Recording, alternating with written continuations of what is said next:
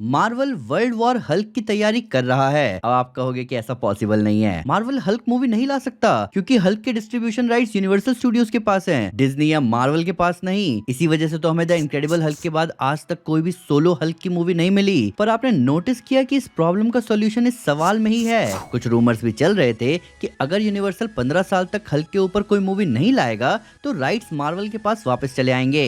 पर ये रूमर्स गलत थे, इसीलिए मार्वल स्टूडियोज खुद से हल्क की सोलो फिल्म नहीं बना सकता। एमसीयू में हल्क की सोलो प्रेजेंस हमेशा प्रॉब्लमैटिक रही है क्योंकि बिना डिस्ट्रीब्यूशन राइट्स के मार्वल के लिए हल्क मूवी सामने लाना नुकसान वाली बात है। इसीलिए 2008 में द इनक्रेडिबल हल्क मूवी के बाद मार्वल स्टूडियोज सिर्फ टीम बेस्ड मूवीज जैसे एवेंजर्स, थॉर रैग्नारॉक या शी हल्क सीरीज में हल्क को प्रॉपर्ली यूज कर पाए हैं। यूनिवर्सल स्टूडियोज के साथ मार्वल का कॉन्ट्रैक्ट मार्वल और डिज्नी को solo Hulk movie direct release करने की परमिशन नहीं देता। पर फिर दूसरी तरफ मार्वल बेस क्यों प्रिपेयर कर रहा है वर्ल्ड वॉर हल्क का? थॉर रैग्नारॉक मूवी में हमें प्लैनेट हल्क स्टोरी लाइन दिखाने के साथ साथ हल्क के असली पर्सोना को दिखाया गया जो एक बच्चे के जैसा था, पर तब भी वो बाप बन ही गया। इन्फिनिटी वॉर में हल्क और बैनर के बीच चीजें बिगड़ती दिखी, जहां हल्क पर्सोना ने बैनर को ट्रांसफॉर्म होने ही नहीं दिया। वहीं एंड गेम में बैनर ने हल्क की बॉडी पर काबू करते हुए खुद का दिमाग हल्क की बॉडी में डाल दिया, जिसकी वजह से बैनर बना स्मार्ट हल्क। देखने में एक खराब मूव लगता है, पर सोच कर देखो कि अगर स्मार्ट हल्क ना होता तो क्या हल्क पर्सोना जो थोड़ा बचकाना है वो स्नैप करके सब कुछ पहले जैसा कर पाता? स्मार्ट हल्क के अलावा वहां थॉर भी था जो स्नैप कर सकता था। पर तुम्हें बताओ, स्नैप के लिए आगे आने वाला थॉर गॉड ऑफ थंडर था या गॉड ऑफ बियर्स? मैं थॉर को कम नहीं आंक रहा, पर थॉर उस वक्त स्नैप करने लायक सिचुएशन में नहीं था। इसके बाद मार्वल वालों ने हल्क से रिलेटेड कैरेक्टर्स जैसे कि she Hulk, scar, leader, abomination और रेड हल्क को सेटअप किया, वो भी फुल स्पीड में। ये एक बेस बनाया जा रहा है ताकि एमसीयू में भी वर्ल्ड वॉर हल्क जैसा इवेंट लाया जा सके। हल्क से जुड़े कैरेक्टर्स अगर एमसीयू में दिखते हैं तो एक एजेंट्स ऑफ स्मैश वाला टीम अप हो सकता है, और इस तरीके से एमसीयू राइटर्स का राइट्स को लेकर कुछ इशू भी नहीं होगा क्योंकि वो हल्क की सोलो मूवी की बजाय इसको क्रॉसओवर बना सकते हैं जहां हल्क सेंट्रल फिगर हो और दूसरे हीरोज उसके रैम्पेज को रोकने की कोशिश करे। अभी बताए गए सारे कैरेक्टर्स में सिर्फ स्कार ही बचा है जिसको अच्छे से दिखाना बाकी है, जो कि हमें चैंपियन सीरीज के अंदर देखने को मिल सकता है। जिसके बाद वर्ल्ड वॉर हल्क के लिए पूरा प्लेटफॉर्म सेट होगा, जिसका हिंट हमें स्पाइडरमैन ब्रांड न्यू डे से मिलने वाला है, जहां रूमर ये है कि इस मूवी में हमें सैवेज हल्क देखने को मिलेगा जिसको स्पाइडरमैन शांत करेगा या फिर कहे रोकेगा। अब ये सैवेज हल्क कैसे आएगा ये तो मूवी में ही पता चलेगा, पर ये असल में हमें वर्ल्ड वॉर हल्क के लिए तैयार कर रहा है जहां हल्क अनकंट्रोलेबल हो जाएगा। मार्वल सिनेमैटिक यूनिवर्स में अब तक प्रोफेसर हल्क का आर्क दिखाया गया जो कि कॉमिक्स के मर्ज्ड हल्क जैसा है, जहां बैनर अपने रेज को कंट्रोल करके स्मार्ट हल्क बना हुआ है। लेकिन फैंस जानते हैं कि हल्क की असली पावर उसकी रेज, डिस्ट्रक्शन और अनस्टॉपेबल एटीट्यूड है। हल्क का पर्सोना जिसको बैनर ने इतने समय से दबा रखा है वो एक ज्वालामुखी के जैसा फटेगा, जिसके बाद हल्क जो कि एक हीरो था वो ही पूरी दुनिया के लिए थ्रेट बन जाएगा। इन सब का बिल्डअप एमसीयू ने स्मार्टली सेटअप किया हुआ है, जहां शी हल्क शो में सकारियन शिप दिख चुकी है। स्मार्ट हल्क मिस्टीरियस ट्रिप पर जाता है, जिसके बाद जब वो दिखता है तो उसके साथ उसका बेटा स्कार भी होता है, और इतना कम लगे तो रेड हल्क भी अब एमसीयू में है जो कि फिलहाल जेल में है। स्कार के थ्रू स्मार्ट हल्क की मिस्टीरियस ट्रिप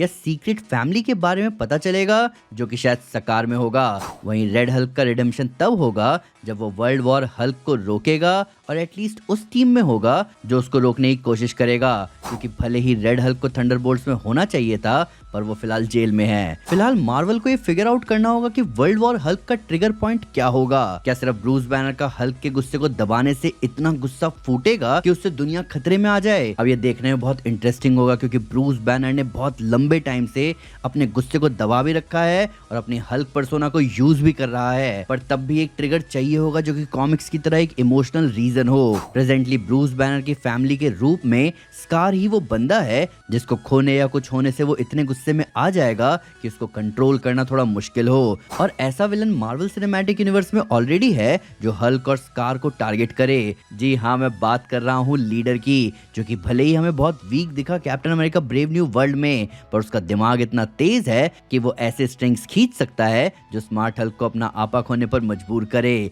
जैसे उसने रेड हल्क के साथ किया था। पर इस बार अपना हल्क सूरज के साथ ढलेगा नहीं, बल्कि सबको धोएगा, क्योंकि वो गुस्से में पागल हो जाएगा, जैसे एज ऑफ अल्ट्रॉन के टाइम में हुआ था। ये कुछ एक्समैन 3 जैसा हो सकता है, जहां मैग्नीटो ने जीन के डार्क फिनिक्स फॉर्म को जगा तो दिया, पर बाद में उसका असली रूप देखकर उसे एहसास हुआ कि उससे कितनी बड़ी गलती हुई। लीडर जिसको लगेगा कि वो हल्क को कंट्रोल कर लेगा या उसके गुस्से से फायदा उठाकर हीरो से छुटकारा पा लेगा, वो मैग्नीटो की तरह पछताएगा जब वर्ल्ड वॉर हल्क सामने आएगा। बात करें कि वर्ल्ड वॉर हल्क मूवी को मार्वल वाले कब तक दिखा सकते हैं, तो मेरे ख्याल से उनके पास फिलहाल 2 ऑप्शन होंगे। पहला डूम्सडे और सीक्रेट वॉर्स, या फिर सीक्रेट वॉर्स अगर 2 पार्ट में आती है तो उन दोनों के बीच में वो दिखा सकते हैं, क्योंकि ये वो गोल्डन टाइम है जब मार्वल की कोई भी मूवी बिलियन क्रॉस करेगी। याद करो कैसे एवेंजर्स इन्फिनिटी वॉर के बाद आई कैप्टन मार्वल मूवी ने $1 बिलियन की कमाई करी थी। वहीं एंड गेम के बाद आई स्पाइडरमैन फार फ्रॉम होम भी बिलियन कमा गई थी। हल्क की सोलो मूवी ना लाने का एक कारण ये भी है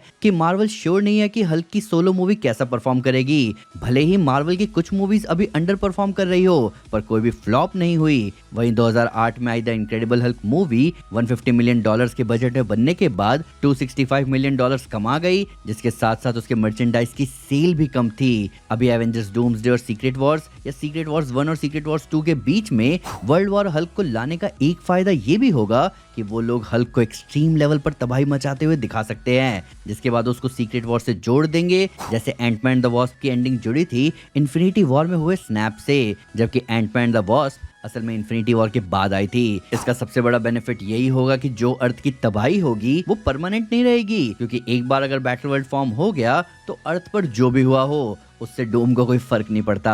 या फिर मार्वल वाले सीक्रेट वॉर्स के बाद जो रीसेट होगा, जिसमें सारे मार्वल सुपर हीरोज होंगे, उसमें वर्ल्ड वॉर हल्क को दिखा सकते हैं, जिसकी शुरुआत में ही वो तबाही मचा रहा हो। इसका सबसे बड़ा बेनिफिट ये होगा कि हम उस यूनिवर्स में मौजूद हर सुपर हीरो टीम और उसके लीडर से रूबरू हो जाएंगे जब वो लोग वर्ल्ड वॉर हल्क के इवेंट को रोकने की कोशिश कर रहे होंगे। कॉमिक्स में वर्ल्ड वॉर हल्क की स्टोरी इंटरगैलेक्टिक है, जिसमें हल्क को इल्यूमिनाटी बैनिश करते हैं क्योंकि वो अर्थ के लिए थ्रेट बन गया था। तो इस चीज को वो लोग रीसेट मार्वल में भी दिखा सकते हैं और कॉमिक को अच्छे से अडेप्ट भी कर सकते हैं, जिसमें ना सिर्फ ब्लैक बोल्ट चीखते हुए दिखे, बल्कि हल्क बस्टर आर्मर की भी धज्जियां उड़ते हुए दिखे, जैसा कॉमिक्स में हुआ था। मार्वल सिनेमैटिक यूनिवर्स अपने बिग हिटर्स को यहाँ दिखा सकता है, पर क्योंकि इस मूवी का मेन फोकस हल्क पर होगा और कहीं ना कहीं इस मूवी का लीड हल्क माना जा सकता है, तो वो सारे हीरोज को धोएगा, ना कि वो खुद पिटेगा जैसे वो पिछली मूवीज में पिटता आया है। बेशक हल्क के डिस्ट्रीब्यूशन राइट्स यूनिवर्सल स्टूडियोज के पास भी हो, तब भी मार्वल बहुत भयंकर प्रॉफिट कर सकता है अगर वो अच्छे से स्टोरी को अडेप्ट करेगा तो। लेकिन एक दिक्कत ये भी है कि मार्वल सिनेमैटिक यूनिवर्स बहुत बड़ा है और उसमें वर्ल्ड वॉर हल्क को फिट करना इतना आसान नहीं है, क्योंकि फिलहाल अभी इतने बड़े पावर हिटर्स हैं नहीं जिन्हें पीट कर हल्क अपनी पावर को दिखा सके और बता सके कि भाई वो वर्ल्ड ब्रेकर फॉर्म में है। और शायद यही एक वजह है कि मार्वल वाले स्टोरी की एक एंट्री पॉइंट डिसाइड नहीं कर पा रहे हैं। पर मार्क रफेलो ने कहा है कि बिहाइंड द सीन्स काम चल रहे हैं और अगर उन्होंने एक अच्छी कहानी क्रैक कर ली तो हल्क की मूवी वो भी वर्ल्ड वॉर हल्क के फॉर्म में जरूर सामने आएगी, जिसका मतलब वर्ल्ड वॉर हल्क साइडलाइन नहीं हुआ है, उस पर एक्टिव डिस्कशन चल रहा है। इस मूवी के आने के चांसेस 0 तो नहीं है, जैसे एटर्नल्स 2 के हो गए हैं। तो अब आप बताओ कि आपको क्या लगता है वर्ल्ड वॉर हल्क के बारे में? क्या फेज 6 में इस मूवी का आना सही है, या म्यूटेंट सागा में हमें वर्ल्ड वॉर हल्क दिखाया जाए जहां एक्समैन हल्क को संभाल रहे हैं, या फिर वर्ल्ड वॉर हल्क को लेकर एक जबरदस्त सीरीज आनी चाहिए, क्योंकि सीरीज के डिस्ट्रीब्यूशन राइट्स यूनिवर्सल के पास नहीं है? आइए इन सब के बारे में कमेंट से डिटेल में बात करें। वीडियो अच्छी लगे तो लाइक जरूर करें और चैनल को सब्सक्राइब करना ना भूलें। साथ ही साथ एक स्टेप आगे आकर अपने फेवरेट चैनल को सपोर्ट करें मेंबरशिप लेकर। Thank you guys. This is Aman Sinha and you are super. Peace.